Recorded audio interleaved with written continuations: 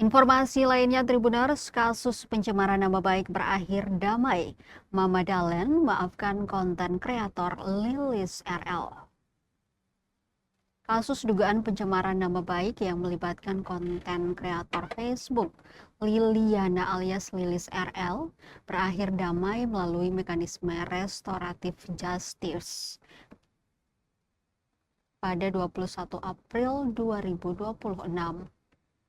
Perdamaian itu terjadi setelah Magdalena Maatita atau yang dikenal sebagai Mama Dalen, penjual rujak di kawasan Natsepa, Kecamatan Salahutu, Kabupaten Maluku Tengah, memilih memaafkan Lilis RL.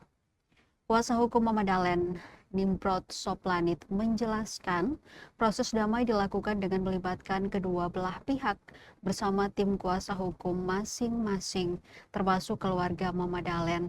Menurut Nimrod, penerapan restoratif justice dalam perkara pencemaran nama baik dinilai lebih tepat. Pasalnya, tindak pidana tersebut memiliki tingkat bahaya sosial yang lebih rendah dibanding kasus kejahatan terhadap nyawa maupun harta benda. Yang menjelaskan pengajuan restoratif justice awalnya disampaikan oleh pihak Liliana alias Lilis RL melalui kuasa hukumnya. Karena itu, pihak Mama Dalen memilih mengikuti mekanisme hukum yang berlaku sesuai aturan di Indonesia, termasuk ketentuan dalam Peraturan Kepolisian Nomor 8 Tahun 2021 tentang penanganan tindak pidana berdasarkan keadilan restoratif serta Perma Nomor 1 Tahun 2024 tentang tata cara penyelesaian perkara pidana melalui keadilan restoratif. Nimrod juga mengungkapkan bahwa Lilis RL telah beberapa kali mendatangi Mama Dalen untuk meminta maaf secara langsung. Ia menegaskan sebagai kuasa hukum, pihaknya tetap menghormati keputusan klien yang memilih berdamai sebagai bentuk profesionalitas dan integritas dalam pendampingan hukum. Terkait kemungkinan restitusi atau ganti rugi, Nimrod mengatakan hal itu masih menunggu hasil gelar perkara dari kepolisian. Namun demikian, ia menekankan bahwa restitusi bukan menjadi syarat utama tercapainya perdamaian. Sementara itu, anak Mama Dalen, Astrid Maatita, membenarkan bahwa ibunya telah memaafkan Lilis RL.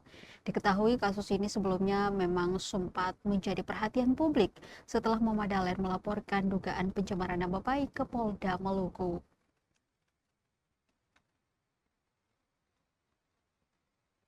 Dugaan tindak pidana pencemaran nama baik sendiri diatur dalam pasal 441 Junto 433 Undang-Undang Nomor 1 Tahun 2023 tentang KUHP baru atau Undang-Undang ITE.